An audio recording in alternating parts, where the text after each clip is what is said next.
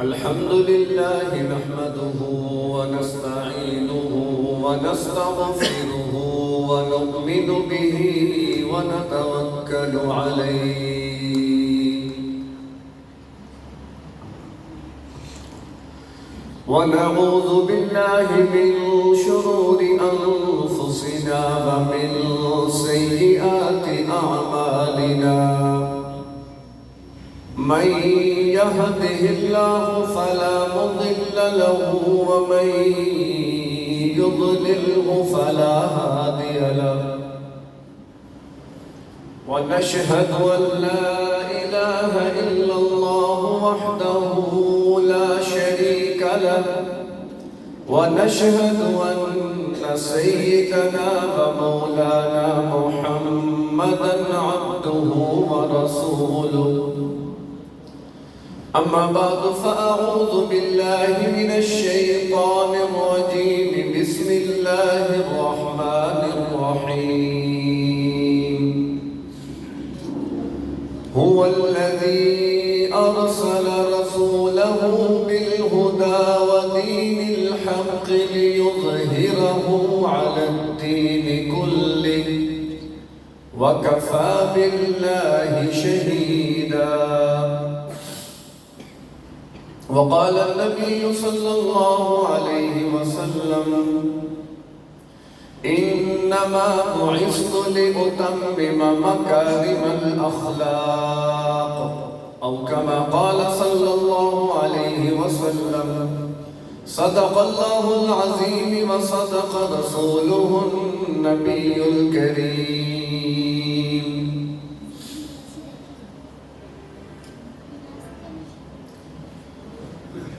ہو لاکھ سلام اس آقا پر بت لاکھوں جس نے توڑ دیے دنیا کو دیا پیغام سکون طوفانوں کے رخ موڑ دیے اس موسم اعظم نے کیا کیا نہ دیا انسانوں کو دستور دیا منشور دیا نئی راہیں دی نئے موڑ دیے سلام اس پر کہ جس نے بے کسوں کی دستگیری کی سلام اس پر کہ جس نے بادشاہی میں فقیری کی سلام اس پر کہ اسرار محبت جس نے سمجھائے سلام اس پر کہ جس نے زخم کھا کر پھول برسائے سلام اس پر جو سچائی کی خاطر دکھ اٹھاتا تھا سلام اس پر جو بھوکا رہ کے اوروں کو کھلاتا تھا سلام اس پر کہ جس کے گھر میں چاندی تھی نہ سونا تھا سلام اس پر کہ ٹوٹا بوریا جس کا بچھونا تھا سلام اس پر کہ جس نے کھول دی مشقیں اسیروں کی سلام اس پر کہ جس نے جھولیاں بھر دی فقیروں کی اتر کر ہیرا سے سوئے قوم آیا اور ایک نسخہ کیمیا ساتھ لایا برادر مکرم مفتی نعیم منیر فاروقی صاحب کی خلوص دعوت پر ایک انتہائی اہم عنوان کو لے کر آپ کی خدمت میں حاضر ہوا ہوں اللہ تبارک و تعالیٰ سے دعا ہے کہ اللہ حق سچ کہنے کی توفیق نصیب فرمائے اور جو کہا جائے جو سنا جائے اللہ ہمیں دل و جان سے اس پر عمل پیرا ہونے کی توفیق نصیب فرمائے آج کے اس پروگرام کا عنوان مقصد میلاد مصطفیٰ صلی اللہ علیہ وسلم مقصد کا لفظ قصد سے نکلا ہے جس کا معنی ہے ارادہ لفظ میلاد ولادت سے نکلا ہے جس کا معنی ہے پیدائش اور مصطفیٰ کہتے ہیں اس شخصیت کو کہ جس کا انتخاب کیا جائے جس کو چنا جائے منتخب کردہ پسندیدہ چنا ہوا فرد. تو اس عنوان سے ہمیں سمجھ میں آیا کہ اللہ تبارک و تعالیٰ نے کائنات کے اندر سے انتخاب فرمایا، چناؤ فرمایا اور ولادت کے ذریعے ایک مقصد دے کر اسے بھیجا۔ تو جہاں بات مصطفیٰ کی ہے، ان کی عظمت اور شان، مرتبہ اور مقام ظاہر محتاج بیان نہیں ہے، پھر آپ کی ولادت یا آپ کا میلاد اس کا بھی کوئی منکر روئے زمین کے اوپر موجود نہیں ہے۔ مسلمان تو مسلمان، کافر بھی، پھر کافروں میں مائیکل ہارٹ کا نام دنیا جانتی ہے، جو خود عیسائی ہے، کافر ہے، غیر مسلم ہے۔ اس نے دی ہنڈرڈز کے نام سے کتاب لکھی، جس میں اس نے گزشتہ 5000 سالہ تاریخ میں سے 100 ایسے افراد کا انتخاب کیا کہ جو واقعی دنیا میں بڑے مؤثر شخصیات گزرے ہیں، اور اس نے جب 100 کا انتخاب کر لیا تو 100 کے اندر جو پہلا نمبر اس نے دیا تو محمد مصطفیٰ صلی اللہ علیہ وسلم کو دیا۔ غیر مسلم ہے، عیسیٰ علیہ السلام کو تیسرا نمبر دیا، جن کے وہ پیروکار ہیں، جن کے نام لیوا ہے، اور محمد مصطفیٰ صلی اللہ علیہ وسلم کو پہلا نمبر دیا۔ تو گویا آپ کے میلاد کا انکار تو آج کا کافر بھی نہیں کر سکتا۔ رہی بات مقصد، یہ ہے اصل وہ چیز، یہ ہے وہ اصل موضوع، یہ ہے وہ اصل بات کہ جو آج پردہ اختفاء میں چلی گئی، ہمارے سامنے نہ رہی۔ ہم نے مصطفیٰ، ان کی عظمت اور شان کی بات کی کرنی چاہیے، ہمارے ایمان کا حصہ ہے۔ ہم نے آپ کے میلاد کی بات کی کرنی چاہیے، لیکن جو اصل تھا، وہ مقصد تھا، وہ ہم سے بھول گیا، اس کو ہم بھول گئے۔ تو یقیناً بہترین موضوع کا انتخاب کیا اور حقیقی موضوع کا انتخاب کیا، اور ذات پیغمبر کی آمد کا جو اصل مقصد تھا اس کو اجاگر کرنے کی یہ کوشش ہے۔ اللہ ہمیں اس میں کامیاب فرمائے۔ تو ماہ ربیع الاول، اس ماہ ربیع الاول کے اندر ولادت اور میلاد کے عنوان کو لے کر بہت سارے پروگرامات بھی ہوتے ہیں، محافل کا انعقاد بھی ہوتا ہے۔ اگرچہ اللہ کے محبوب پیغمبر صلی اللہ علیہ وسلم کی عظمت اور شان، آپ کے تذکرے، وہ تو روئے زمین کے چپے چپے پر ہر دن، ہر لمحہ، ہر لحظہ جاری ہے، کیونکہ وَمَا أَرْسَلْنَاكَ إِلَّا رَحْمَةً لِلْعَالَمِينَ، الحمدللہ رب العالمین۔ اگر اللہ تبارک و تعالی تمام جہانوں کے رب ہے، کائنات کے ہر ذرے پر آپ کی ربوبیت کا عکس موجود ہے، تو اسی طرح اللہ کے محبوب پیغمبر رحمت للعالمین ہے، تو جہاں جہاں اللہ تبارک و تعالیٰ کی ربوبیت کا عکس ہے، وہیں اللہ کے محبوب پیغمبر کی رحمت کے سائے میں چل جائے۔ البتہ ربیع الاول کے اندر آپ کے تذکرے کی مقدار میں اور رفتار میں اضافہ ہو جاتا ہے۔ ماہ ربیع الاول کے اندر آپ صلی اللہ علیہ وسلم کی تعریف، آپ کا تذکرہ، اس کی مقدار میں اور رفتار میں اضافہ ہو جاتا ہے۔ اس کی وجہ کیا ہے؟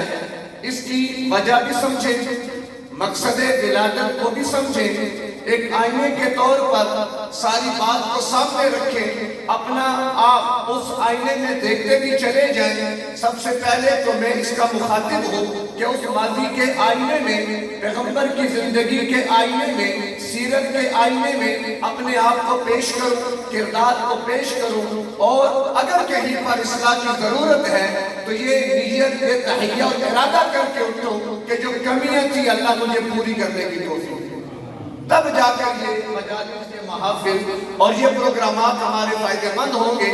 وگرنہ آپ نے دیکھا ابھی ربیع الاول کا مہینہ گزرا، لوگوں نے اپنی محبت کے اظہار کیے، عقیدت کے پھول نچھاور کیے، لیکن ربیع الاول کے بعد مساجد دیکھیں تو خالی ہیں، ہمارے طور طریقے غیر والے بنتے جا رہے ہیں، تہذیب و تمدن میں ہم یورپ کی اندھی تقلید میں پڑ چکے ہیں، فقط ہم نے اپنے آپ کو موسمی بنیادوں پر اپنے تعارف کو پیش کر دیا، حالانکہ اللہ تبارک و تعالیٰ نے جو دین بھیجا، جو پیغمبر بھیجے، جو قرآن بھیجا، جو شریعت دی، اس کے ضمن میں جو تہذیب و تمدن دیا وہ ہمیشہ کے لیے ہے، ہر لمحے ہر لحظے کے لیے ہے۔ تو یہی بات آج ہم کوشش کریں گے کہ سمجھیں اور اس بات کو سمجھائیں۔ تو ماہ ربیع الاول کو ہم نے ولادت مصطفیٰ صلی اللہ علیہ وسلم کے ساتھ خاص کیا، حالانکہ اس کے علاوہ بھی ماہ ربیع الاول کی اللہ کے محبوب پیغمبر کے ساتھ 3 اور نسبتیں بھی ہیں، کل 4 نسبتیں ہیں اللہ کے محبوب پیغمبر کی ماہ ربیع الاول کے ساتھ، جس کی وجہ سے اس کو فضیلت ملی۔ میں زیادہ فضائل میں نہیں جاؤں گا تاکہ اپنے مقصد کی بات آپ تک پہنچا سکوں۔ تو سلسلے میں عرض یہ ہے کہ جب آپ کی ولادت ہوتی ہے تو مہینہ ربیع الاول کا آپ کو رسالت اور نبوت ملی۔ ایک قول کے مطابق مہینہ ربیع الاول کا آپ نے مکہ سے مدینہ ہجرت فرمائی، تو مہینہ ربیع الاول کا عالم دنیا سے عالم آخرت کی طرف رحلت فرمائی، اپنی مہینہ ربیع الاول کا۔ تو 4 نسبتیں ہیں، نمبر 1 ولادت، نمبر 2 رسالت، نمبر 3 ہجرت اور نمبر 4 رحلت۔ اور ان چاروں میں جو ولادت ہے وہ ذریعہ ہے اور باقی 3 مقاصد ہیں، کیونکہ رسالت کے لیے ذریعہ آپ کی ولادت ہے، ہجرت کے لیے ذریعہ آپ کا وجود ہے، رحلت کے لیے ذریعہ آپ کا عالم دنیا سے عالم آخرت کی طرف سفر ہے۔ تو لہٰذا ان تمام یعنی تینوں مقاصد کے لیے جو آپ کی ولادت تھی وہ ذریعہ ہے۔ اب ہم نے کیا کیا؟ خود کو ذریعے میں محدود کر دیا، مقاصد کی طرف نہ گئے، جس کی وجہ سے ہم عملی مسلمان نہ بن سکے، عملی امتی نہ بن سکے۔ حالانکہ میری اور آپ کی اللہ کے محبوب پیغمبر کے ساتھ بڑی نسبتیں ہیں۔ نبی اور امتی کا کتنا پیارا رشتہ ہے، کتنا روحانی رشتہ ہے، اس کا بھی تقاضا ہے کہ امتی واقعی نبی کا امتی بن کر رہے۔ میری اور آپ کی اللہ کے محبوب پیغمبر سے مقتدا اور مقتدی کی نسبت ہے کہ ہم متبعین ہیں اور آپ متبع ہیں۔ اس کا بھی تقاضا کیا ہے کہ میری اور آپ کی زندگی کا ہر لمحہ اللہ کے محبوب پیغمبر کی اتباع پیروی میں گزرے۔ میری اور آپ کی اللہ کے محبوب پیغمبر سے ایک تیسری نسبت بھی ہے، وہ ہے آخری آپشن کی نسبت۔ آج جہاں جمعہ مثال کے طور پر 1 بجے فلاں جگہ، 1:30 بجے فلاں جگہ، 2 بجے 1 بجے نہ پہنچ سکے کوئی بات نہیں، آپشن موجود ہے، 1:30 بجے پہنچ جائیں گے، 1:30 بجے نہ پہنچ سکے آپشن موجود ہے، 2 بجے جا کر پڑھ لیں گے، اور اگر 2 بجے کا جمعہ بھی نہ مل سکا تو اس کے بعد کچھ نہ بچے گا۔ تو میرے اور آپ کے پاس اور کل کائنات کے پاس اب اللہ کے محبوب پیغمبر کے سوا کوئی آپشن باقی نہیں ہے۔ آپشن تھا آدم کے بعد شیش کا، آپشن تھا شیش کے بعد ادریس کا، نوح علیہ السلام کا، ابراہیم کا، یعقوب علیہ السلام کا، یوسف علیہ السلام کا، موسیٰ عیسیٰ، یہ آپشن چلتے جا رہے تھے۔ اب اللہ کے محبوب پیغمبر آخری نبی بن کر آئے، آخری آپشن بن کر آئے، آپ پہ اللہ نے نبوت کو مکمل کر دیا، لہٰذا اب قیامت تک کوئی نبی آنے والا نہیں ہے۔ تو لہٰذا آج کا زمانہ اور آج کی انسانیت بھی آپ کے سوا کسی اور کا اپنا مقتدا مان ہی نہیں سکتی، کوئی آپشن نہیں ہے ہمارے پاس۔ تو اس لیے ہمیں چاہیے کہ ہم تھوڑا اس بارے میں فکر کریں اور اللہ کے محبوب پیغمبر کے مقصد ولادت کو سمجھیں، اور جو تذکرے اللہ کے محبوب پیغمبر کے آج ہم سنتے سناتے ہیں، ایک اور بات بھی یہاں سمجھتے جائیے جس پہ اللہ کے محبوب پیغمبر کی عظمت ہے، اللہ کے محبوب پیغمبر کی شان ہے۔ دیکھیں ایک جلسہ ہم نے جہاں منعقد کیا، کوئی جلسہ باہر مارکیٹ میں ہے، کوئی جلسہ کسی مارکی میں ہے، کوئی جلسہ کسی میدان میں ہے، اور 2 جلسے ہمیں قرآن بتاتا ہے جو اللہ تبارک و تعالیٰ نے عالم ارواح میں منعقد فرمائی۔ ضمناً یہ بات سمجھے، کسی بھی شخصیت کا تذکرہ اس کا آغاز ولادت سے ہوتا ہے اور اس کی انتہا اس کی وفات پہ ہوتی ہے، اس کا مبدا، اس کی ابتدا ولادت ہے اور تذکرے کی انتہا وفات ہے۔ ولادت سے پہلے پہلے تذکرہ کوئی نہیں، وفات کے بعد تذکرہ کوئی نہیں، سوائے اللہ کے محبوب پیغمبر کے کہ آپ کی ہستی وہ ہستی ہے کہ آپ کا تذکرہ آپ کی ولادت سے قبل بلکہ عالم دنیا سے قبل، اس کائنات عالم خلق سے قبل اللہ نے عالم ارواح میں شروع فرما دیا۔ عالم ارواح میں دو جلسے اللہ تبارک و تعالیٰ نے منعقد فرمائے، دونوں کا تذکرہ اللہ نے قرآن میں کیا۔ پہلا جلسہ وَإِذْ أَخَذَ رَبُّكَ مِنْ بَنِي آدَمَ مِنْ ظُهُورِهِمْ ذُرِّيَّتَهُمْ کہ جب اللہ تبارک و تعالیٰ نے عالم ارواح کے اندر آدم علیہ السلام کی پشت سے ان کی تمام اولاد کی ارواح کو نکالا، آدم علیہ السلام سے لے کر آخری انسان کی روح تک تمام کے تمام كَأَنَّهَا جُلُودٌ مُجَنَّدَةٌ گویا کہ وہ طے بغیر لشکروں کی طرح۔ خود سوچیں اب اس وقت روئے زمین پر تقریباً 7.5 ارب انسان موجود ہیں، اس سے پہلے جو چلے گئے قیامت تک جو آئیں گے، تو اس میدان میں سارے کے سارے انسانوں کی ارواح اللہ تبارک و تعالیٰ نے جمع فرمائی۔ وہ عام جلسہ تھا، عمومی جلسہ تھا، انبیاء کی ارواح بھی تھی، صحابہ کی ارواح بھی تھی، سب لوگوں کی ارواح کہ جس میں فرعون، قارون، نمرود کی ارواح بھی موجود تھی۔ تو وہاں پہ اللہ نے ان سب کو مخاطب کر کے کیا فرمایا؟ الستُ بربکم کیا میں تمہارا رب نہیں ہوں؟ قالوا بلا شہدنا تو سب نے یک زبان ہو کر کہا جی ہاں آپ ہمارے رب ہیں۔ ایک جلسہ یہ میں تفصیل میں نہیں جاتا، ایک اور مقام پہ ایک دوسرے جلسے کا اللہ نے ذکر فرمایا اور وہ خاص جلسہ تھا، وہ جلسہ انبیاء کا تھا۔ اللہ تبارک و تعالیٰ کیا فرماتے ہیں؟ وَإِذْ أَخَذْنَا مِيثَاقَ النَّبِيِّينَ لَمَا آتَيْتُكُم مِّن كِتَابٍ وَحِكْمَةٍ ثُمَّ جَاءَكُمْ رَسُولٌ مُصَدِّقٌ لِّمَا مَعَكُمْ لَتُؤْمِنُنَّ بِهِ وَلَتَنصُرُنَّهُ کہ اللہ نے تمام انبیاء سے وعدہ لیا، میثاق لیا، ان سے معاہدہ کیا کہ تمہیں کتاب بھی ملے گی، تمہیں حکمت بھی ملے گی، پھر بعد میں پیغمبر آئے گا، تم پر یہ لازم ہے وَلَتُؤْمِنُنَّ بِهِ اس پیغمبر پر ایمان لاؤ، وَلَتَنصُرُنَّهُ اور اس کی نصرت کرو۔ اب یہ عہد انبیاء سے عالم ارواح کے اندر خالق کائنات نے لیا اور ان کی کتاب و حکمت کو مشروط کیا، نبی آخر الزمان کی اوپر ایمان لانے پر، ان کی نصرت پر۔ یہ کتنا بڑا مقام، یہ کتنا بڑا رتبہ۔ سوال پیدا ہوتا ہے آپ نے تو آخر میں آنا تھا، اللہ کے محبوب پیغمبر نے تو آخر میں آنا تھا، تو انبیاء نے پہلے آنا تھا عالم دنیا میں آ کر۔ اگر وہاں پہ یہ عہد لے لیا جاتا تو کیا حرج تھا؟ عالم ارواح میں دنیا میں بھیجنے سے پہلے انبیاء سے اللہ جو عہد لیتا ہے، اس کی کیا وجہ؟ تو کیا خوبصورت لکھا علماء کرام نے، اللہ تبارک و تعالیٰ انبیاء علیہ السلام کو یہ بات باور کرانا چاہتے ہیں کہ اصل پیغمبر تو وہ ہے جو آخر میں آئے گا، اصل پیغمبر تو وہ ہے جو آخر میں آئے گا۔ تمہیں جب بھیج رہا ہوں اس لیے تاکہ تم پہلے جا کر اس کے نام کا ڈنکا بجاؤ، تم پہلے جا کے اس کے نام کے تذکرے کرو، تم پہلے جا کے اس کے لیے سٹیج تیار کرو کہ مہمان خصوصی تو آخر میں ہے۔ تو یہ اللہ کے محبوب پیغمبر کی عظمت ہے، یہ اللہ کے محبوب پیغمبر کی شان ہے۔ امتیں ان کی نجات وہ موقوف ہے انبیاء پر ایمان لانے پر، اور انبیاء کی نجات یہ موقوف ہے امام الانبیاء پر ایمان لانے پر۔ لَتُؤْمِنُنَّ بِهِ انبیاء کو مکلف بنایا کہ تم نے اس نبی آخر الزمان پر ایمان لانا ہے۔ امت مکلف انبیاء پر ایمان لانے کی، اور انبیاء مکلف امام الانبیاء پر ایمان لانے کی۔ کتنی بڑی عظمت ہے، کتنی بڑی شان ہے اللہ کے محبوب پیغمبر کی۔ تو گویا اپنے جب عہد لیا اللہ نے ایک چیز کا، الستُ بربکم اپنی ربوبیت کا اظہار فرمایا، اور جب عہد اپنے پیغمبر کے لیے انبیاء سے لیا تو دو چیزوں کا وعدہ ان سے لیا، لَتُؤْمِنُنَّ ایمان لانا ہے، وَلَتَنصُرُنَّ اور ان کی نصرت کرنی ہے۔ اب یہ ہوگا کیسے؟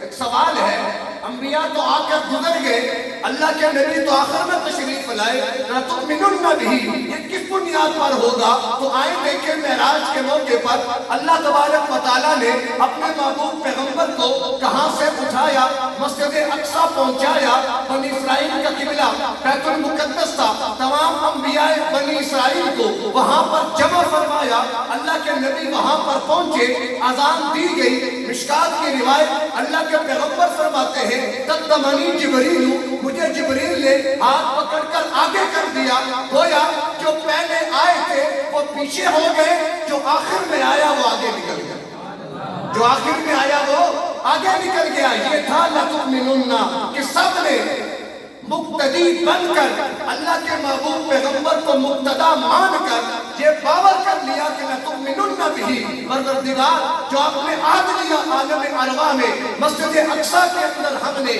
آپ کا مقتدی بن کر آپ کو اپنا مقتدا مان لیا۔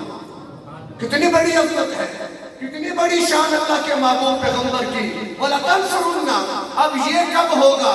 یہ اس وقت ہوگا، یہ کیسے ہوگا کہ پیغمبر کی نصرت تو بعد میں ہوتی ہے، اللہ کے پیغمبر کے بعد تو نبی نے آنا کوئی نہیں، یہ نصرت کیسے ہوگی؟ تو اللہ کی حکمتیں، علماء انبیاء بنی اسرائیل کے آخری نبی حضرت عیسیٰ علیہ السلام، میرا اور آپ کا اہل سنت والجماعت کا عالم اسلام کا یہ متفقہ عقیدہ ہے، اللہ نے زندہ آسمانوں میں اٹھا دیا۔ وَمَا قَتَلُوهُ وَمَا صَلَبُوهُ وَلَكِنْ شُبِّهَ لَهُ، قتل نہیں ہوئے، سولی نہیں چڑھے، اللہ نے اٹھا لیا۔ رفع اللہ الیہ، اللہ اٹھا کر لے گیا۔ اب نصرت کا وعدہ کب پورا ہوگا؟ مشکات بابو اشراط الساعہ، کتاب الفتن، اللہ کے نبی نے فرمایا عیسیٰ علیہ السلام زندہ آسمانوں پر اٹھائے گئے، بعد میں آئیں گے، آ کر دجال کا مقابلہ ہوگا، خنزیر کا قتل ہوگا، جزیہ ختم ہوگا، اللہ کے دین کی نصرت کا مرحلہ عیسیٰ علیہ السلام دجال کو قتل کر کے پوری دنیا پر اسلام کا ڈنکا بجا کر پورا کریں گے۔ اب سارے انبیاء تو نہ آ سکے، ان سب کے نمائندے عیسیٰ ابن مریم آ کر نصرت کا وعدہ پورا کر کے گویا صف انبیاء کے اندر سرخرو ہو جائے۔ تو یہ کیا ہے؟ یہ اللہ کے محبوب پیغمبر کی عظمت ہے، یہ آپ کی شان ہے، یہ مرتبہ اور مقام ہے۔ اتنا عظیم پیغمبر اللہ نے مجھے اور آپ کو دیا، اتنا عظیم پیغمبر۔ اب اس کی عظمت میں تفصیل میں جاؤں تو وقت مختصر ہے، ٹائم زیادہ آپ کا نہیں لینا، میں نے مقصد کی طرف آنا ہے۔ جو آئی جاتے ہیں مقصد کی طرف، اللہ کے محبوب پیغمبر دنیا میں تشریف فرما ہو گئے، اگرچہ آپ کا ظہور آخر میں ہے لیکن وجود مقدم ہے۔ دلیل سورہ یاسین کو پڑھ کے دیکھیں، تخلیق آدم سے 2000 برس قبل خالق کائنات نے سورہ یاسین کی تلاوت فرمائی، سورہ یاسین کی آیات کو دیکھیں، اللہ تبارک و تعالیٰ کے کلام کے انداز کو دیکھیں تو پتہ چلتا ہے کہ خالق کائنات اپنے محبوب سے ہم کلام ہے، گفتگو ہو رہی ہے۔ یاسین والقرآن الحکیم انکا لمن المرسلین، گویا پیغمبر کھڑے ہیں، رب کائنات فرماتا ہے کہ آپ انبیاء میں سے ہیں، آپ صف انبیاء میں ہیں، تو گویا یہ کہہ سکتے ہیں کہ سب سے پہلے مشیت کے انوار سے نقش روح محمد بنایا گیا، پھر اسی نقش سے مانگ کر روشنی بزم کونوں مکان کو سجایا گیا۔ تو سب سے پہلے تخلیق میں روح محمدی مقدم ہے، اور ظہور میں آپ سب سے آخر میں تشریف لائے، اور آپ سے پہلے اگر دیکھا جائے آپ آخر میں نہیں ہیں، آپ تو مہمان خصوصی ہیں اس عالم دنیا کے۔ آپ سے پہلے انبیاء کو بھیجا، تفصیل میں عرض کر چکا، میدان تیار کرو، سٹیج تیار کرو، ان کے نام کا ڈنکا بجاؤ، ان کے نام کے تذکرے عام کرو۔ ہر نبی حتیٰ کہ شعیب علیہ السلام، اب میں تفصیل میں جا نہیں سکتا، عیسیٰ علیہ السلام وَمُبَشِّرًا بِرَسُولٍ یَأْتِي مِن بَعْدِی اسمہ احمد، میرے بعد آ رہا ہے ایک پیغمبر، نام بھی بتا کے جاتا ہوں، وہ احمد ہوگا، وہ احمد ہوگا۔ ہاں، جاتے جاتے عیسیٰ ابن مریم پیشن گوئی کر کے گئے، خبر دے کر گئے، ڈنکا بجا کر گئے۔ یہ تھی وہ وجہ کہ انبیاء پہلے آئے اور اللہ کے محبوب پیغمبر سب سے آخر میں تشریف لائے۔ کیوں تشریف لائے؟ اللہ نے کیوں بھیجا؟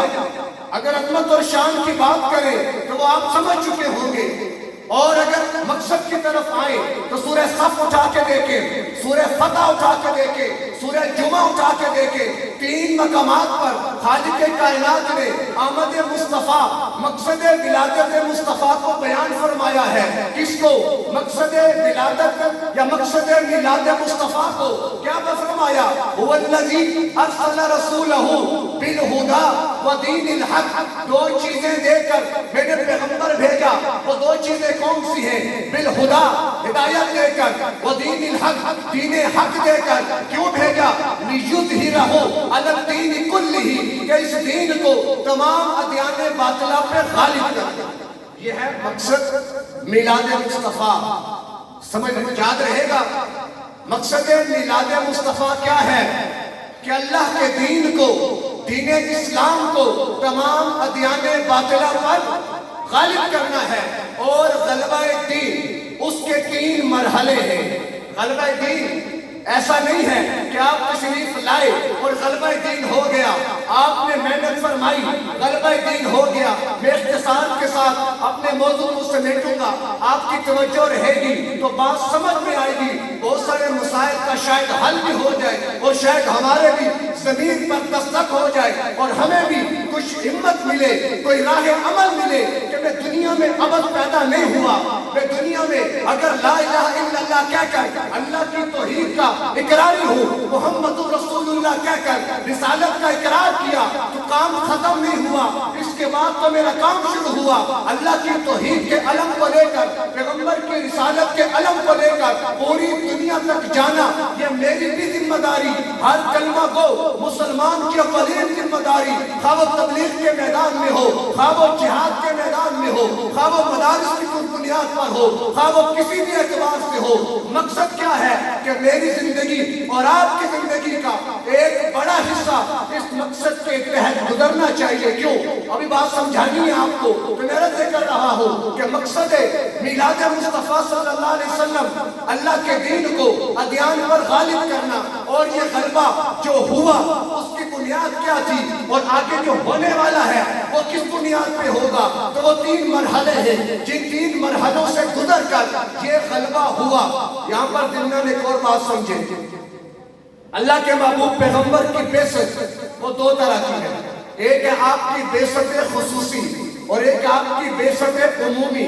بعثت خصوصی عالم عرب کے لیے، بعثت عمومی آپ کی ساری انسانیت، وما ارسلناک الا کافۃ للناس بشیرا ونذیرا، ہم نے آپ کو ساری انسانیت کے لیے بشیر اور نذیر بنا کر بھیجا ہے۔ تو ایک آپ کی بعثت خصوصی ہے جو عالم عرب کے لیے ہے، ایک بعثت عمومی ہے جو کل کائنات کے لیے ہے۔ جہاں تک معاملہ عالم عرب کا ہے تو وہاں تک آپ اپنی زندگی میں اس مشن کی تکمیل فرما کر دنیا سے جاتے ہوئے اب یہ ذمہ داری عمومی بعثت کے مقاصد کو پورا کرنے کے لیے میرے اور آپ کے حوالے کر کے گئے۔ اللہ کے محبوب پیغمبر، صورت کیا بنی؟ پہلی صورت، پہلا مرحلہ غلبہ دین کا وہ تھا تکمیل دین، کہ اللہ کا دین پہلے مکمل تو ہو جائے، پورا دھرتی پہ آ تو جائے۔ یہ مت سمجھے کہ دین اسلام کا آغاز 40 سال کی عمر میں ہوا، یہ 571 میں جو آپ کی ولادت اور 632 یا 12 میں آپ کو جو نبوت ملتی ہے وہاں سے نہیں، بلکہ آدم علیہ السلام سے دین اسلام کا آغاز ہوا، جو چلتے چلتے مرحلے طے کرتے کرتے اللہ کے محبوب پیغمبر پہ آ کے مکمل ہوا۔ یہی وجہ ہے سورہ مائدہ آیت نمبر 3 میں اللہ نے اعلان فرمایا، الیوم اکملت لکم دینکم، آج یہ دین مکمل ہوا۔ کون سا دین؟ جس کا آغاز آدم علیہ السلام سے ہوا تھا۔ تو پہلا مرحلہ تھا تکمیل دین کا، اگلا مرحلہ ہے تمکین دین کا، اور تیسرا مرحلہ ہے تدوین دین کا۔ یہ کیا ہے؟ یہ مراحل ہیں۔ اللہ تبارک و تعالیٰ نے اپنے محبوب پیغمبر کے ذریعے دین کی تکمیل فرما دی، حضرات صحابہ کے ذریعے دین کو غالب کر دیا، اور امام ابو حنیفہ رحمۃ اللہ علیہ کے ذریعے دین کو مدون کر کے تحریری صورت میں لا کر قیامت تک آنے والے مسلمانوں کے لیے آسانی فرما دی۔ یہ 3 مرحلے غلبہ دین کے ہیں، مقصد کے اندر آتے ہیں۔ اور پہلا مرحلہ تکمیل دین کا، 40 سال عمر مبارک ہے، دین آیا، آغاز ہوا، قرآن کی وحی آتی ہے، 23 سالہ آپ کا دور نبوت، 13 سال مکہ میں، 10 سال مدینہ میں، پھر مکہ کے 13 سال 4 ادوار پہ مورخین نے تقسیم کیے۔ پہلے 2 سال اس کے بعد پہلے 3 سال، اس کے بعد اگلے 2 سال، اس کے بعد اگلے 5 سال، اس کے بعد پھر اگلے 3 سال۔ پہلے 3 سالوں میں کیا ہوا؟ آپ نے پوشیدہ طور پر علم جہاد کو بلند کیا، دعوت تبلیغ کے میدان میں نکلے، آپ نے افراد سے ملاقاتیں کی، آپ نے گشتیں فرمائی، آپ نے مشورے کیے، دار ارقم میں ایک مرکز قائم کیا۔ یہ پہلے 3 سال دور نبوت کے آپ نے خاموشی سے دین کی دعوت دی۔ پھر کیا ہوا؟ فَاسْتَقْ بِمَا تُؤْمَرْ وَأَعْرِضْ عَنِ الْمُشْرِكِينَ۔ اللہ نے آیت اتار دی، اب نکلیے اور کھل کر دین کا اظہار کیجئے، نکلیے کھل کر لوگوں کو دین کی دعوت دے۔ یا اللہ، یہ مشرکین، یہ لوگ، کیونکہ عرب میں اللہ کے محبوب پیغمبر کی ولادت سے قبل 5 مذاہب تھے۔ ایک یہودیت، نمبر 2 عیسائیت، نمبر 3 مجوسیت، نمبر 4 مشرکین، اور نمبر 5 حنفاء موحدین۔ یہ 5 مذاہب تھے۔ آپ کی ولادت سے، آپ کی بعثت سے قبل جو عالم عرب کے اندر موجود تھے، نئے مذہب، نئے شریعت، نئے دین کی بات کرنا، جہاں بیت اللہ کے اندر 360 بت پڑے ہو، قوم مخالفت پہ اتری ہو۔ یا اللہ، یہ کیسے ہوگا؟ اللہ نے فرمایا وَأَعْرِضْ عَنِ الْمُشْرِكِينَ، جو حکم دیا وہ کر کریے، مشرکین کی پرواہ نہ کیجیے۔ پھر آپ 3 سال کے بعد آگے بڑھے، ارشاد کر رہا ہو، آپ نے پھر کھلے عام دین کی دعوت شروع کی۔ پہلے 2 سال لوگوں نے بڑا آسان لیا، چلو بات کرتے تو کرنے دو۔ کبھی مجنون کہہ دیا، کبھی ساحر کہہ دیا، کبھی جادوگر کہہ دیا، کبھی کوئی ایک بات کر دی، کبھی کوئی دوسری بات کر دی، ختم ہو جائیں گے، کہاں چلے گا؟ 2 سال کا عرصہ چھوٹے موٹے معاملات میں گزرا۔ 5 سال کے بعد جب دیکھا کہ صحابہ کی تعداد بڑھتی چلی جا رہی ہے، لوگ ایمان کی طرف آ رہے ہیں، تو پھر انہوں نے مصائب و آلام کے پہاڑ توڑنے شروع کر دیے۔ پھر شیخ ابی طالب کی وہ قید تاریخ کا حصہ ہے، آپ کو پتھر لگنا تاریخ کا حصہ ہے، بیت اللہ کے سامنے پتھر مار مار کر آپ کو زخمی کرنا یہ تاریخ کا حصہ ہے، بیٹیوں کو طلاقیں دے کر گھر بیٹھ کر اللہ کے محبوب پیغمبر کو اذیت دینا یہ سیرت کا حصہ ہے۔ یہ سارے مرحلے یہ اگلے 3 سالوں میں اس حد تک پہنچ گئے، لیکن براہ راست کفار نے آپ سے تعارف نہیں کیا۔ کیوں؟ آپ کی پشت پر ابو طالب موجود تھے، جن کا بڑا اثر و رسوخ تھا، لیکن جب 10 نبوی میں ان کا بھی انتقال ہو گیا اور آپ کی دوسری غمگسار حضرت خدیجہ رضی اللہ تعالی عنہا، ان کا بھی انتقال ہو گیا۔ یہ 2 افراد تھے جن کی بنیاد پر اللہ کے محبوب پیغمبر نے اپنے آپ کو بڑا محفوظ سمجھا۔ ایک مالی تعاون والی حضرت خدیجہ، ایک جانی تعاون والے ابو طالب۔ حضرت خدیجہ مالی تعاون تشریف فرما تھی، اللہ کے نبی تشریف لائے، پریشانی کے آثار، غمگین، کہا یا رسول اللہ خیریت تو ہے، پریشان ہے، کہا فلاں جگہ سے آیا ہوں، ایک قافلہ دیکھا ہے، لٹا پٹا قافلہ ہے، اچھے لباس بھی نہیں ہے، بچے بھوک سے رو رہے ہیں، کسمہ پرسی کا عالم ہے، کاش میرے پاس کچھ ہوتا، میں ان کی مدد کر سکتا۔ اماں خدیجہ نے کہا آقا چاہیے مشرکین کے سرداروں کو بلا کر لائے۔ آپ سرداروں کو بلا کر لائے۔ اماں خدیجہ گئی اور اپنے سارے زیورات کہہ لیں، درہم و دینار کہہ لیں، جو بھی اشرفیاں تھی وہ ساری آپ کے سامنے ڈھیر کرنی شروع کی۔ سیرت نگار لکھتا ہے اتنا بڑا ڈھیر لگ گیا، اللہ کے محبوب پیغمبر پیچھے چھپ گئے، اور اماں خدیجہ نے ان تمام سرداروں کو گواہ بنا کر کہا یہ ساری دولت آقا کے قدموں پر نچھاور ہے، آپ جیسے چاہے جہاں چاہے اس کو استعمال کریں۔ تو آپ اس بنیاد پر بڑا مضبوط ایک آسرا لے کر چلے، دونوں دنیا سے چلے گئے۔ پھر کیا ہوا؟ بیٹھ گئے مشرکین، مشورہ ہوا لیثبتوک او یقتلوک او یخرجوک۔ آقا میرے پیغمبر آپ کے بارے میں مشرکین نے مشورہ کیا، یا تو ان کو جلا وطن کر دو، یا انہیں قید میں ڈالو، یا قتل کر دو۔ آپ نے کہا اچھا، آپ وہاں سے نکلے، طائف کی طرف سفر کیا، شاید وہاں کوئی میرا داد رسی کرنے والا ہو، مجھے کوئی جمعیت ملے۔ مسافر بن کر دیار غیر میں پہنچے، اجنبی تھے، مسافر تھے، لیکن وہاں کیا سلوک ہوا یہ تاریخ کا ایک ایسا المناک باب ہے کہ جس کو اگر انسان دل سے بیان کر لے تو کلیجے پھٹنے کو آتے ہیں کہ جب 2 جہاں کے سردار کہ جس کے تذکرے عالم ارواح میں ہوتے ہیں، 2 جہاں کے سردار کہ کہ جن کے لیے انبیاء سے عہد و میثاق لیا جاتا ہے، دو جہاں کے سردار جن کے لیے کل کائنات بنی، دو جہاں کے سردار جب تاریخ نے یہ بات لکھی، چشم فلک نے دیکھا، زمین نے یہ منظر دیکھا کہ وہ لہو لہان ہے، زید بن حارثہ جوتے اتارنے لگے تو جوتا پھنس گیا، خون اتنا بہا جوتا پاؤں میں جم گیا۔ یہ کون ہے؟ یہ دو جہاں کا سردار۔ یہ کیفیت ذہن میں رکھے، یہ دین ایسا نہیں ہے کہ جس کو رسم و رواجوں کی نظر کر دے، یہ دین اتنا ہلکا نہیں ہے اپنے گھروں سے باہر نکال دے۔ ہماری خوشیوں میں دین شامل نہیں ہے، ہماری غمیوں میں دین شامل نہیں ہے، ہمارے لباس میں پیغمبر کی سنت زندہ نہیں ہے، ہمارے چہروں میں پیغمبر کا چہرہ زندہ نہیں ہے۔ یہ دیکھے تاریخ، ان کے تذکرے تو عالم ارواح میں ہے، جنت ان کے قدموں کا صدقہ ہے۔ یہ سب کچھ کیا ہے؟ کیوں اتنی مار کھائی؟ تاکہ اقبال ٹاؤن کے رہائشی جہنم سے بچ جائے، جنت میں چلے جائیں، کل قیامت میں ان سرات سے پریشان نہ ہو، میزان عدل میں غمگین نہ ہو۔ میں محمد ان کے لیے دنیا میں وہ راہ سفر دے کے جانا چاہتا ہوں کہ جس کی بنیاد پر ان کے لیے سفر آخرت آسان ہو۔ اور کیسے ظالم ہیں ہم اقبال ٹاؤن والے اور یہ مسلمان، آج کی امت مسلمہ سب کو یاد رکھا اپنے محبوب پیغمبر کو بلا دیا۔ ہماری خوشیاں ہوتی ہیں ساری خلاف سنت، ہماری غمیاں ہوتی ہیں ساری خلاف سنت، تو خیر بات دور نکل جائے گی۔ تو یہ پہلا مرحلہ اللہ کے محبوب پیغمبر کا طائف سے واپسی ہوتی ہے، آپ کو مکہ میں داخل ہونے نہیں دیا جاتا۔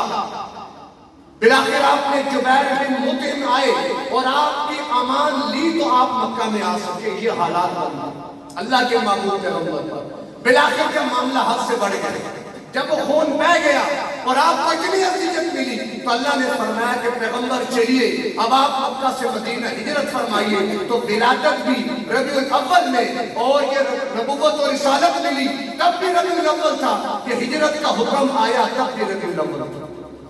آج ہمیں ربیع الاول ولادت کے عنوان پر کھیر کتنی اچھی لگتی ہے، لیکن اسی ربیع الاول میں ہجرت سے قبل پیغمبر کا خون آلود چہرہ نظر کیوں نہیں آتا؟ آپ کی آہیں سسکی آپ کا رونا نظر کیوں نہیں آتا؟ امت کے لیے تڑپنا نظر کیوں نہیں آتا؟ وہ راتوں کا جاگنا، وہ پاؤں کا برم، وہ پیٹ پہ پتھر باندھنا کیوں نظر نہیں آتا؟ یہ ہمیں کس نے بہکا دیا؟ ہمیں کس نے اپنے مقصد سے ہٹا دیا؟ کاش ہم مقصد میلاد مصطفیٰ کو لے کے چلتے تو آج ہمیں یہ دن نہ دیکھنے پڑتے جو آج امت مسلمہ دیکھ رہی ہے۔ ایک مستقل عنوان، بات دور نکل جائے گی۔ آپ ہجرت فرما گئے، مدینہ پہنچے، پھر 10 سال آپ نے مدینہ میں قیام کیا۔ 10 سال کے بعد اب اس قیام میں کیا ہوا؟ آپ نے جہاد کی آیات اتری، اللہ نے جہاد کا حکم دیا۔ مکہ میں حکم تھا کفوا ایدیکم، ہاتھوں کو روک کے رکھو۔ اب حکم آ گیا اذن للذین یقاتلون بانہم ظلموا، تم پر ظلم ہوا، تمہیں گھر سے بے گھر کیا گیا، تمہیں مارا گیا، تمہاری اولاد چھینی گئی، بیویاں چھین لی گئی، تمہارے جائیداد پہ قبضے ہوئے۔ اب نکلو اللہ کے راستے میں، فَاضْرِبُوا فَوْقَ الْأَعْنَاقِ وَاضْرِبُوا مِنْهُمْ كُلَّ بَنَانٍ، ایک ایک کافر کو پکڑو، ان کی گردنیں کاٹو، پورے پر مارو۔ فَقَاتِلُوا أَئِمَّةَ الْكُفْرِ، کفر کے جتنے سردار ہیں سب کو تہہ تیغ کر دو، سب کی گردنیں اڑا دو۔ جو اللہ کا دشمن، اللہ کے پیغمبر کا دشمن، اللہ کے دین کا دشمن ہے، اسے دھرتی پہ رہنے کا کوئی حق حاصل نہیں۔ یہ دھرتی اللہ کی ہے، جس کی آبیاری اللہ کے محبوب پیغمبر کی وجہ سے ہے۔ اگر میں اللہ کا باغی بن کے جیتا ہوں، میں اپنے پیغمبر کا باغی بن کے جیتا ہوں کہ نمازیں نہ پڑھنا یہ بغاوت ہے، اللہ کی، اللہ کے پیغمبر کی قرآن کے مطابق زندگی نہ گزارنا یہ بغاوت ہے، اللہ کے پیغمبر کی اپنے دین کو چھوڑ کر مغربی تہذیب کے اندر رسم و رواج کی نظر ہو جانا یہ بغاوت ہے۔ اللہ اس کے پیغمبر کی اور باغیوں کو روئے زمین پر رہنے کا حق نہیں ہوتا۔ پھر کبھی اللہ ہمیں طوفان نوح کا منظر یہ سیلاب کی صورت میں دکھاتا ہے کہ دیکھ لو اللہ کی پکڑ بڑی سخت ہے، جب پکڑنے پہ آتا ہے پھر وہ کیسے پکڑتا ہے۔ کبھی وہ بالاکوٹ کا زلزلہ ہے، کبھی یہ ہمارے علاقوں کے سیلاب ہے۔ ہم نے تو سنی انسنی کر دی، دیکھی اندیکھی کر دی۔ کاش یہ سارے عبرت کے نمونے تھے۔ فَلَنُذِيقَنَّهُم مِّنَ الْعَذَابِ الْأَدْنَىٰ دُونَ الْعَذَابِ الْأَكْبَرِ، اللہ چھوٹے عذاب بھیجتا ہے بڑے عذاب سے پہلے، لعلہم یرجعون، تاکہ لوٹ آئے۔ عبرت پکڑ لیں، جو پکڑ گئی کرے توبہ استغفار کر لے اللہ بخشش کا وعدہ فرمائے گا. لیکن جو اور ظالم بن گئے، مسجدیں آج بھی ویران ہیں، قرآن آج بھی گرد سے اٹے ہوئے ہیں، پیغمبر کی سنت کا مال ہے، رحمت کہاں سے آئے گی؟ عافیت کہاں سے آئے گی؟ مقصد میلاد مصطفیٰ کو سمجھے، اس کو دل میں جگہ دے. زمانہ ڈھونڈ رہا ہے عمل کے شیدائی، خطا معاف، یہ حسن بیان کا وقت نہیں کہ عمل سے زندگی بنتی ہے، جنت بھی جہنم بھی. دعوت سے نہیں. اللہ بڑا بخشنے والا ہے، اللہ بڑا مہربان ہے، اللہ بڑا معاف کرنے والا ہے. کیا یہ بات صحابہ کو نہیں معلوم تھی؟ ہم صحابہ سے زیادہ اللہ کو جانتے ہیں کیا؟ کہ جنہوں نے پیغمبر کو اپنی آنکھوں سے دیکھا، جن کی زندگی پیغمبر کے ساتھ گزری ہے، جنہوں نے وحی کا مشاہدہ کیا، قرآن اپنے ہاتھوں سے لکھا، کیا وہ اللہ کو نہیں جانتے تھے، اللہ کو نہیں پہچانتے تھے؟ کہ جن کی بنیاد پر اللہ نے یہ وعدہ کیا، وعد اللہ الذین آمنوا منکم وَلَيُمَكِّنَنَّ لَهُمْ دِينَهُمُ الَّذِي ارْتَضَىٰ لَهُمْ. تمہارے ذریعے اللہ دین کو غلبہ دے گا. پیغمبر کے ذریعے دین کامل ہوا. 23 سال نبوت کا دور گزارنے کے بعد پیغمبر دنیا سے پردہ فرما گئے. 10 ہجری ہے، آپ دنیا سے چلے گئے، لیکن جاتے جاتے لشکر اسامہ کو روانہ کیا تھا. جاتے جاتے یہ روانگی کا مقصد کیا تھا؟ کہ جو مشن میں دے رہا ہو یہ رکنے نہ پائے، یہ قافلے چلتے رہے، قافلے والوں نہ رکنا، کہ سفر ہے منزل رہ گیا میں تو مجھے رہنے دو، میرا کیا ہے. مشن چلنا چاہیے، قافلہ رواں دوا رہے. اسامہ کا لشکر چلا ہے، اللہ کے پیغمبر دنیا سے گئے ہیں، مشن دے کر گئے، علم دے کر گئے. اب یہ کون سنبھالے گا؟ نبی تو آئے گا کوئی نہیں. اللہ نے اصحاب پیغمبر کو چنا، ان کے ذریعے اپنے دین کی تمکین کا مرحلہ طے کیا. حضرات صحابہ نے جان مال قربان کر کے اللہ کے محبوب پیغمبر کے اس مشن کو لے کر وہ بھی جشن منا سکتے تھے، ہم سے بہتر منا سکتے تھے، ہم سے اچھا منا سکتے تھے معذرت کے ساتھ، لیکن وہ مشن والے لوگ تھے. اگر وہ جشن والے ہوتے آج ہم تک دین نہ پہنچتا. شریعت نے ہمیں جشن کا تصور نہیں دیا، مشن کا تصور دیا. یہ تو بے ست خصوصی ہے جو مکمل ہو گئی. دین عرب کی حد تک غالب ہو گیا، فتح مکہ بھی ہو گیا. اب بے ست عمومی کے لیے لشکر اسامہ روانہ ہوا. اب یہ بے ست عمومی ابھی تک چل رہی ہے. اللہ کے پیغمبر کی بے ست عمومی ابھی تک چل رہی ہے. اس وقت تک چلے گی جب تک کہ پوری دنیا پر اسلام کا نظام غالب نہیں ہوگا. یہ سفر جاری ہے. خوش نصیب ہیں وہ لوگ کہ جو اپنا حصہ ڈال رہے ہیں، خوش قسمت ہیں وہ لوگ کہ جن کا خون استعمال ہو رہا ہے.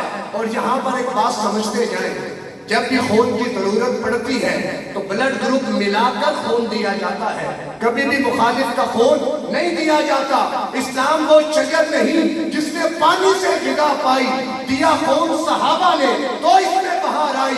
صحابہ نے خون کیسے دیا؟ اگر میں تفصیل میں جاؤں تو وقت نہیں ہے. میں کبھی بدر کا مارکا دیکھتا ہوں، 313 نہتے مسلمان 1000 کا لشکر جرار ٹکرا جاتے ہیں. فضائے بدر پیدا کر فرشتے تیری نصرت کو اتر سکتے ہیں گردوں سے. کتار اندر کتار اپنی ایمان کے ساتھ نکلے، اللہ پر بھروسہ کر کے نکلے. اللہ نے فتح عطا فرمائی. وہ اوت کا مارکا اب میں کس کی تفصیل عرض کروں. کبھی میں دیکھتا ہوں اللہ کے محبوب پیغمبر کو تلوار ہاتھ میں لی اور کہا یہ تلوار ہے، میں اس کو دوں گا جو اس کا حق ادا کرے گا. خطاب صحابہ سے ہے. گھر میں بیوی بھی ہے، گھر میں بچے بھی ہیں، باغات بھی ہیں، جائیداد بھی ہے، مکانات بھی ہیں، ضروریات بھی ہیں. اب تقاضا دین کا ہے، تقاضا شریعت کا ہے، تقاضا پیغمبر کا ہے. ساتھ میں اسود بیٹھے پیغمبر کی مجلس میں، ساتھ شادی نہیں کی، رنگ کے سیاہ، غربت، نہ کھانے کو نہ رہنے کو. کہا یا رسول اللہ مجھے کون بیٹی دے گا؟ نہ میرا ظاہری شکل و صورت ہے اور نہ ہی میرے پاس کوئی گھر ہے. آپ نے فرمایا عمر کہاں ہے؟ عمر بن کعب کہاں ہے؟ کہا نہیں ہے. کہا جاؤ اور جا کر کو اپنی بیٹی کا رشتہ تمہیں دے. آپ گئے خوشی خوشی دستک دروازے پر. عمر بن کعب نکلے. میں اللہ کے پیغمبر کا قاصد، اللہ کے پیغمبر فرماتے ہیں اپنی بیٹی کا رشتہ دو. عمر بن کعب نے کہا تجھے دوں؟ تجھے کون رشتہ دیتا ہے؟ جا. میں رشتہ نہیں دیتا. وہ پلٹنے لگے. بیٹی نے بات سن لی. بیٹی نے کہا ابا آپ یہ نہ دیکھیں آیا کون ہے، یہ دیکھیں بھیجنے والا کون ہے۔ میری وجہ سے آپ نے کہا میں راضی ہوں، آپ کو کیا مسئلہ ہے؟ کہ ایسا نہ ہو کہ پیغمبر کو ناراض کر دیا تو اللہ کا غضب آ جائے گا۔ یہ نظریہ، یہ اعتقاد تھا کہ اگر پیغمبر ناراض ہوں گے اللہ کا غضب اترے گا۔ آج میں جو کر رہا ہوں، کیا یہ اعمال جب میرے پیغمبر کے پاس پہنچتے ہوں گے تو وہ راضی ہوں گے ہم سے؟ ہر ایک اس کا محاسبہ کرے۔ ٹیلی ویژن ہر گھر میں، کیبل ہر گھر میں، ڈش ہر گھر میں۔ آج باپ اپنی جوان بیٹی کے ساتھ بیٹھ کر وہ کیبل کے پروگرام دیکھتا ہے، ماں جوان بیٹی اور بیٹوں کے ساتھ بیٹھ کر وہ کیبل کے پروگرام۔ آج بہن بھائی جوان بیٹھ کر یہ سارے منظر دیکھتے۔ کبھی گھر میں گانا اور موسیقی چلتی ہے، پیار محبت کی باتیں بیٹا بھی سنتا ہے، بیٹی بھی سنتی ہے، ماں بھی سنتی ہے، اولاد بھی سنتی ہے۔ غیرت کہاں ہے؟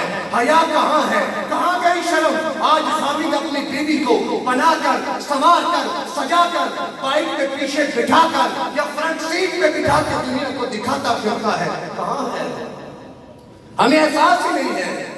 وائے ناکامی متاع کارواں جاتا رہا، کارواں کے دل سے احساس زیاں جاتا رہا۔ متاع کارواں لٹا، شاید واپس مل جائے، جب احساس بھی مر جائے کہ یہ بڑا خطرناک معاملہ ہے۔ آج ہمارے اندر سے یہ احساس مٹ چکا ہے، وہ غیرت، وہ حیا، وہ شرم اس کے جنازے اٹھ چکے ہیں۔ آج نوجوان کس طرف جا رہے ہیں؟ نوجوان لڑکیاں کس طرف جا رہی ہیں؟ کسی نے کیا خوب بات لکھی، جس گھر میں جوان بیٹی کے ہاتھ میں موبائل فون آ گیا، اس گھر کے در و دیوار اونچی کرنے کا کوئی فائدہ نہیں۔ یہ ہو رہا کہ نہیں ہو رہا؟ خود مرد خود بیٹی کو موبائل لا کے دے گا، گھر میں کیبل لگائے گا، گھر میں ڈش اینٹینا لگائے گا، پھر سارا گھر بیٹھ کے دیکھے گا۔ پھر شرم کہاں ہے؟ حیا کہاں ہے؟ اللہ ہمیں سمجھ دے۔ یہ وہ اعمال ہے جو اللہ کے غضب کو دعوت دیتے ہیں۔ قوم لوط بے حیا ہوئی، قوم شعیب بھی تھی، قوم عاد، قوم ثمود، قوم نوح بھی تھی۔ ایک عذاب بھیجا، قوم ختم۔ قوم لوط پر اللہ نے 4 عذاب بھیجے۔ کیا وجہ؟ اس پہ غضب زیادہ کیوں ہوا؟ کہ وہ قوم بے حیا ہو چکی تھی۔ آج ہمارے اندر دیکھے نا بے حیائی، فحاشی، یہ ٹک ٹاک کو دیکھے اور نہ جانے کتنے کتنے پروگرامات ہمارے گھروں کے اندر داخل ہو گئے۔ اور آج کا باپ بے پرواہ، آج کا بھائی بے پرواہ، آج کا خامد بے پرواہ، اسے احساس کوئی نہیں کہ میں اپنے لیے جہنم کے انگارے بہتا رہا ہوں۔ تو بار کہہ پاک نکل جائے گی۔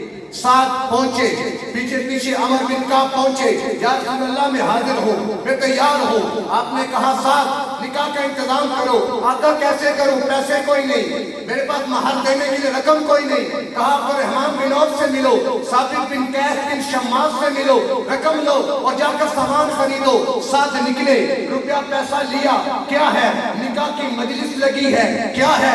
شادی ہونے والی ہے۔ کیا ہے؟ جس کی دور تک امید نہیں تھی، اللہ نے امید پوری کی ہے۔ سوچے ساتھ کے جذبات کیا ہوں گے، احساسات کیا ہوں گے۔ وہ بازار جا رہا ہے، کبھی سوچتا ہوگا فلاں کپڑا لو، کبھی سوچتا ہوگا فلاں لباس لو، کبھی سوچتا ہوگا فلاں چیز لو۔ جیسے ہی ساتھ نے بازار میں قدم رکھا، کانوں میں آواز آئی، اے اللہ کے شہسواروں، نکلو اللہ کے راستے میں۔ ساتھ کے قدم رک گئے، ساتھ کے قدم ٹھہر گئے۔ سوچے اس کے جذبات کہاں تھے۔ خوبصورت لڑکے انتظار میں، مجلس نکاح کا انعقاد ہو رہا ہے، سامان لینے بازار میں نکلے ہیں، لیکن کانوں میں شریعت کا تقاضا آیا۔ نگاہ اٹھا کے آسمان کی طرف دیکھا، اے زمین اور آسمان کے رب اور اے محمد مصطفیٰ کے رب، مجھے اپنی نہیں تیری رضا چاہیے۔ اسی پیسوں سے گھوڑا، زیرہ، تلوار خریدی، نقاب اوڑھ لیا اور نکل پڑے میدان جہاد میں۔ چہرہ کیوں ڈھانپا؟ تاکہ کوئی دیکھ کر یہ نہ کہے تیری تو نکاح کی مجلس ہے، تو کدھر جاتا ہے۔ آگے بڑھے، لڑتے لڑتے گھوڑے سے گرے، پھر کھڑے ہوئے، اپنے بازو اوپر کیے۔ آپ کے بازو کو دیکھا آقا نے اور پہچانا، یا ساتھ انتا تو ادھر کیا کر رہا ہے؟ کہا آقا آپ کا دین دین کا غلبہ، دین کا تقاضا ہر تقاضے پر مقدم ہے، میں اپنی جان دے ڈالوں گا، آپ کا حکم تھا کیسے چھوڑ سکتا ہوں؟ پیدل ہی تلواریں لے کر دشمن کی صفوں میں گھسے، زخمی ہو کر گر پڑے۔ اللہ کے محبوب پیغمبر نے آپ کو اپنی گود میں رکھا، آپ نے دیکھا آپ کی آنکھ سے آنسو جاری ہے، کیونکہ اللہ کے پیغمبر آپ کے جذبات کو دیکھ رہے تھے، احساسات کو دیکھ رہے تھے، آپ کی خوشی کو دیکھ رہے تھے، لیکن کیا ہوا؟ تقاضا دین کا آیا، ساتھ قربان ہو گیا۔ آپ دیکھا، آپ روئے، پھر آپ مسکرائے اور فرمایا وہ دیکھو ساتھ حوض کوثر پہ پہنچ چکا۔ صحابہ نے کہا آقا آپ روئے کیوں تھے؟ کہا ساتھ کی جدائی میں رویا ہو، ہم سے کیوں تھے کہ جنت میں ساتھ کے درجات دے کر خوش ہو جائے۔ یہ دین ایسے نہیں پہنچا، یہ دین ایسے نہیں پہنچا۔ خدا را اس کی قدر کرے، یہ ناقدری ہمیں لے ڈوبے گی، ہمیں تو آج احساس ہی نہیں ہے ہمارے اندر ہم دنیا میں آئے کیوں تھے۔ یاد رکھے کلمہ پڑھنے والا یہ ذہن میں رکھے کہ میں اس حوالے سے، کلمہ پڑھنے والا ذہن میں رکھے کہ میں اس حوالے سے ذمہ دار ہوں، میں مکلف ہوں۔ آپ نے تلوار ہاتھ میں لی، کہا کون ادا کرے گا؟ ابو دجانہ کھڑے ہوئے، زبیر بن عوام کھڑے ہوئے، عمر بن خطاب کھڑے ہوئے۔ آپ نے تلوار ابو دجانہ کے ہاتھ میں دی، آپ نے سرخ رومال باندھا اور تلوار لے کر 3000 کا لشکر کاٹ کر پیچھے نکل گئے۔ ہند شیر پڑ رہی، اس کے سر پہ پہنچے۔ خیر میں مختصر کرتا ہوں، وقت ختم ہونے والا ہے، لیکن کیا کریں، حالات درد دل فکر اس حد تک بڑھ چکی ہے کہ آج امت کے حالات کو دیکھ کر، حضرات صحابہ کی قربانیوں کو دیکھ کر افسوس بھی ہوتا ہے، ڈر بھی لگتا ہے کہ زمین پھٹ نہ جائے، ہم اندر نہ اتر جائیں، کہ زمین پھٹ کے ہمیں اندر نہ اتار لے، آسمان سے آگ نہ برس پڑے۔ کہ وہ طائف کی وادی کا منظر بھی آسمان نے دیکھا کہ میرے اور آپ کے لیے پیغمبر کے ساتھ کیا ہوا، وہ آج میرا اور آپ کا حل منظر بھی دیکھ رہا ہے۔ آسمان کہتا ہوگا اللہ حکم دے ان پر آگ برسا۔ یہ کیسے بے وفا قوم ہے، یہ کیسے بے وفا ہے، احسان فراموش ہے کہ جس پیغمبر نے کہاں سے کہاں پہنچایا، آج اس پیغمبر کے دین کی حالت کیا ہے، شریعت کے حالات کیا ہیں، آج قرآن کے ساتھ کیا ہو رہا ہے، اور ہمیں پرواہ کوئی نہیں، ہمیں فکر ہی کوئی نہیں۔ تو بارکہ آخری 5 منٹ بات کو سمیٹتا ہوں، موضوع تو بڑا طویل تھا، پھر کبھی موقع ملا گزارش کر دوں گا۔ غلبہ دین کے 3 مرحلے، پہلا مرحلہ تکمیل دین کا، اللہ کے محبوب پیغمبر کے ذریعے مرحلہ طے ہوا۔ دوسرا مرحلہ غلبہ دین کا، حضرات صحابہ کے ذریعے وہ مرحلہ طے ہوا۔ کیسے طے ہوا؟ کبھی یرموک کے میدان میں خالد بن ولید 60 مجاہدین کو لے کر 60,000 کے سامنے کھڑے ہوتے ہیں۔